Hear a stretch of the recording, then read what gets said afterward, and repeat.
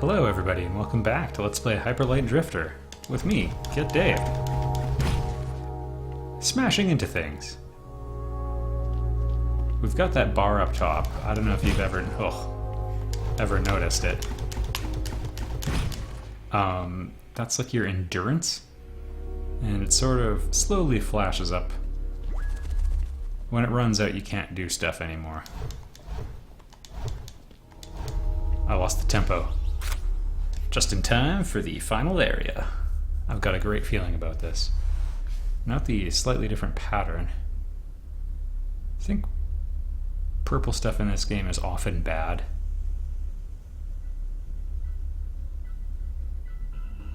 I've got an excellent feeling about this. We're going in without 100% completion. There's the cores that I haven't gotten all of. There's the monoliths, which reveals some of the plot. I've only gotten 2 or 3 of them. Of course, money that we're missing. Don't worry, it's fine. Don't have all the power-ups. There's outfits that give you different bonuses. You can have a different sword, cape, and a little sprite friend. I believe there's bosses that I didn't end up fighting, just little tiny ones.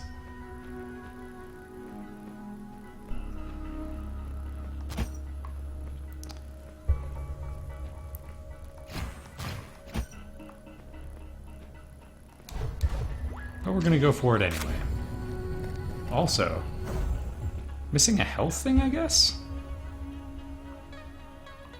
That'll be alright too.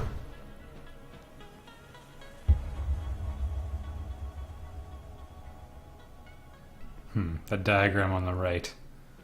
What did it mean? Oh, we can do it, buddy. Perfect. The game knew.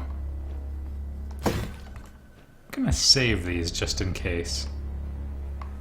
Yeah, I brought that in here with me. Well, this looks like a great place to fight someone. I think that is our salvation? Maybe we have to destroy it.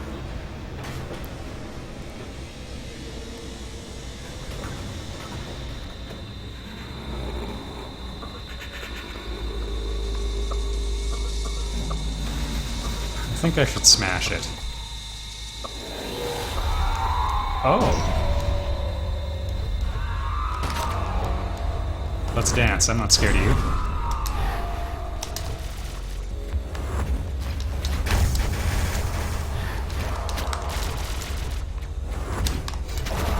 Okay.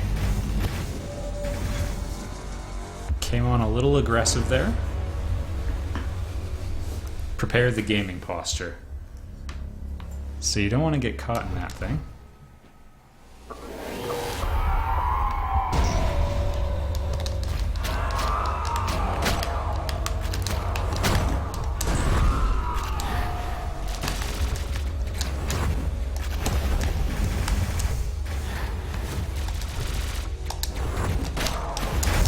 Oh boy. So it just carries you around. Alright, we can't risk hitting that at all. Alright. Really climactic. I wonder if this guy's got multiple phases.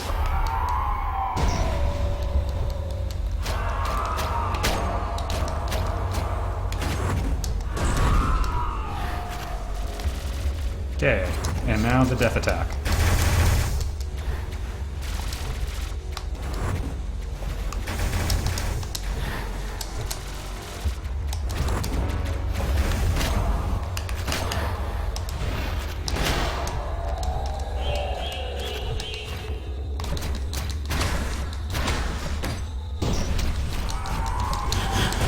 Oh, that's awful.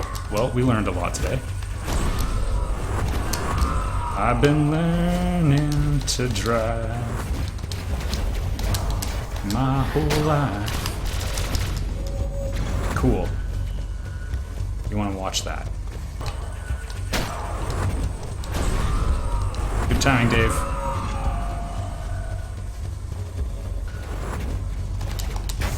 Oh, come on, Dave. That sucked. We can figure you out. I'm going to take you apart.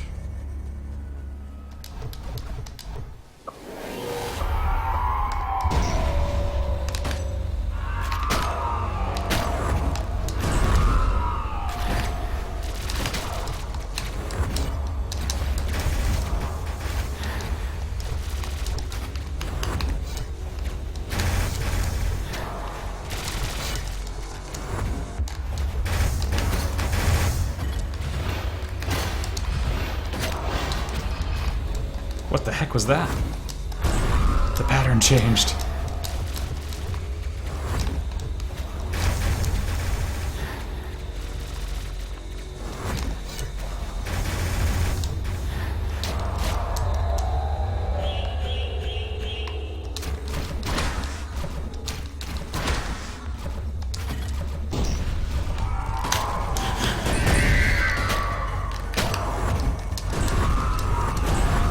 Okay, run, Dave, run.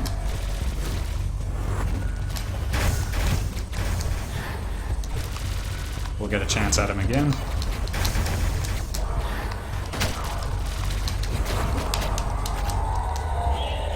I feel good. Why do you ask? Better than the drifter, eh? Eh?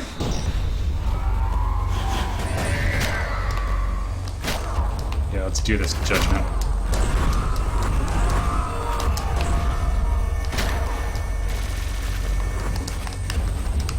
Shoot, out of ammo.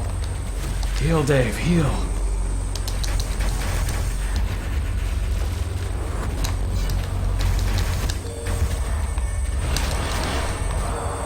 Okay, round 2, let's do this, buddy. Let's dance. Come on.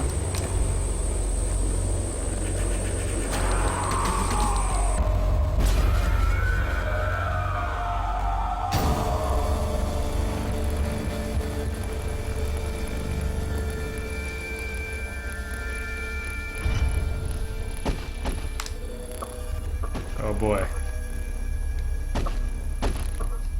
I have 2 medicines left. Can I use them?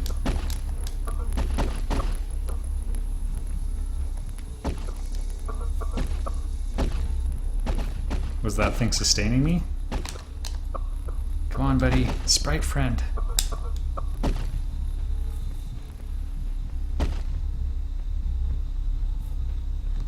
I can't keep up with you, dog friend. Oh, he waited. He reminds me of Anubis, who is an Egyptian god associated with mummification. Sometimes he's got a man's body, but sometimes he's just the canine. But I think he might be leading me to rest.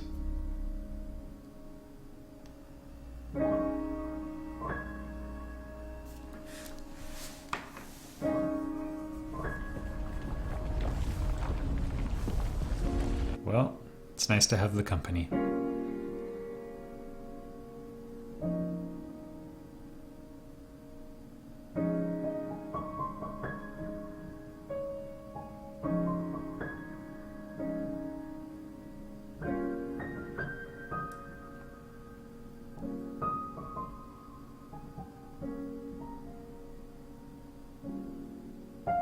So one thing I've noticed is the different races that we've encountered in the worlds are the ones holding that gem.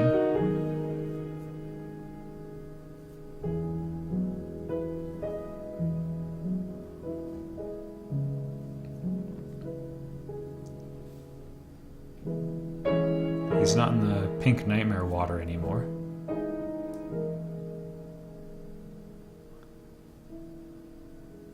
But it came at a pretty great cost.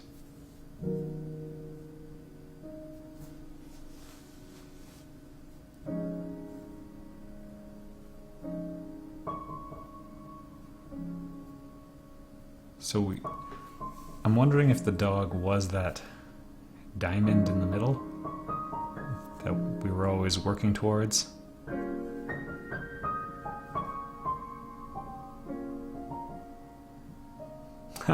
Alex Preston, husk of a human. So the creator of the game, he was, Alex, he's had chronic illness his whole life, and so some of the themes of the game are about that.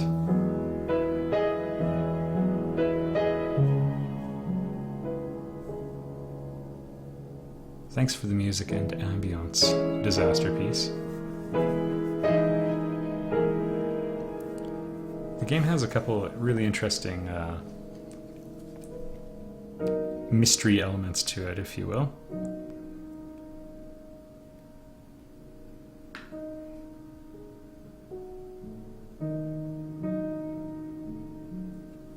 For example, the writing that we found everywhere, like even outside the stores in the main town, but on the monoliths, that's an actual font, and those characters all had meaning. And they're basically in English. Some people on the Steam Steam forums for this game, they did a frequency analysis once they figured out what the character set was, because they started noticing the same characters over and over, and basically figured out the language from there. Wow, Anita Sarkeesian. Ashley Birch. It's a who's who of pop culture internet celebs.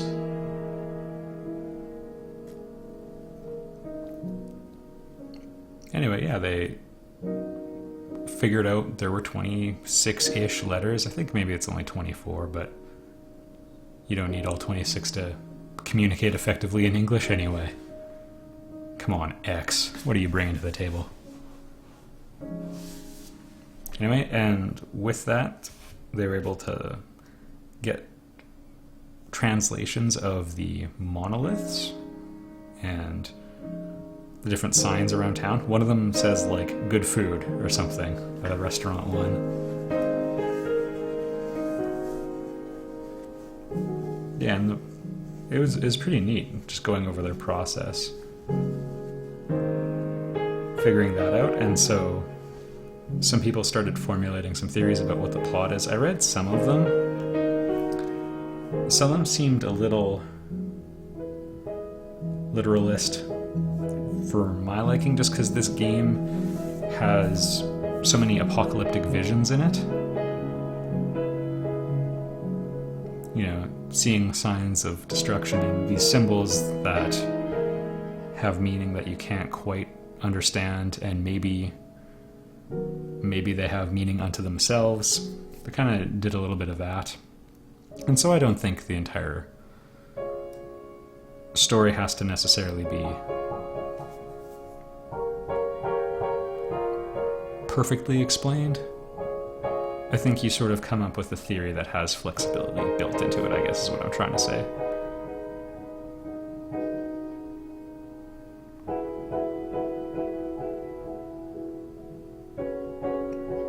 Anyway, I try to tell you what the story of the game was, but I'm not sure, and I don't know if anyone really knows, and again, maybe there's flexibility.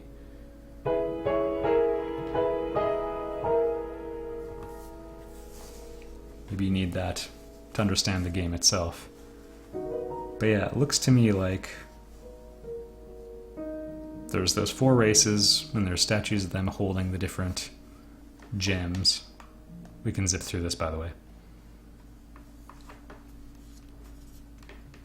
Holding those different gems that were illuminating when we were finding all the nodes and like activating the main core and everything.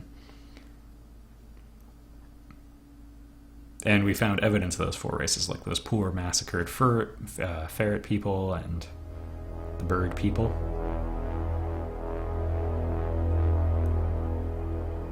So they did something. I don't know if they were worshipping Anubis or trying to create Anubis. I don't know if that diamond was sustaining life or destroying it, I don't know. But somehow it's the subject of the story, I think. And Judgement, I believe, is the name of the black monstrosity we were fighting against in the game. That's our enemy. Also an enemy of Anubis. It's sort of unclear. Some people were like, well, maybe Anubis is using us. It didn't seem that way. There was no, if he was using us, there's no need to lead us back to our campfire at the end. But yeah, it looks like Judgement or something was killing the whole land.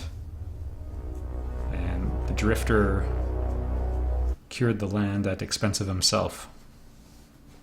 That's my take on it anyway. Either way, a thoroughly enjoyable game. I eventually consciously chose not to 100% it, because you should play the game. If you've watched this far,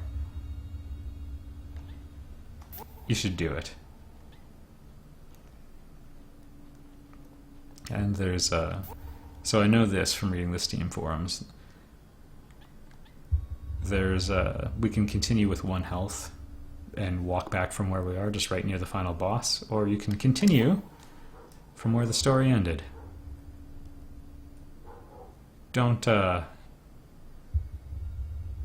your hopes too high. But there we are. Finally at rest. Didn't overcome his disease, but I do think it looks like he cured the world, which was seriously messed up. We'll never know what happened. But I really enjoyed the story. I liked... So many games nowadays do so much hand-holding, and this one was the exact opposite. It didn't just assume competence from the player. It demanded it, and I liked that. It says, here's the challenge, feel free to rise to it. And a lot of people were saying, oh, the game's too hard. A lot of publications were like, oh, it's too hard. But the thing is, it's a punishing game, but the punishment is not, it's not like Contra. Restart the game if you die 3 times. Restart from the beginning of the level like in Mario. It's restart from 30 seconds ago. You have to do it right. If you came into the situation in a bad, with a bad setup with low health or whatever, you have to live with that consequence. But it just, I don't know. The challenge is just right. And they even nerfed it a little bit in recent patches. You would have noticed during this Let's Play that at one point we started getting all our health packs and life back when we were using save points. That I think was okay. They also changed it so that you had some invincibility frames where you were drifting, and I don't often come out on the side of super difficulty, but it was better. I liked it a bit better when they when you were always at risk. It was it just demanded perfection, but it's a game that made it very attainable as well. Perfect timing, it's possible, and a functionally perfect plan. It was great. Anyway, I enjoy playing games like this so much. The controls are so tight. It's a real game that you have to play to really feel and appreciate just how perfectly it all executes. It's like it reads your mind sometimes, or like your hands are reading your mind and your game's reading your hands, but it's this very fluid thing. And I know what you're thinking. You're thinking, yeah, that's how coordination works, but it doesn't always feel like it. I look forward to reading anybody's theories about the plot in the game as well. Put it in the comments section, and thank you for joining me for this game. And I'll see you in the next Let's Play.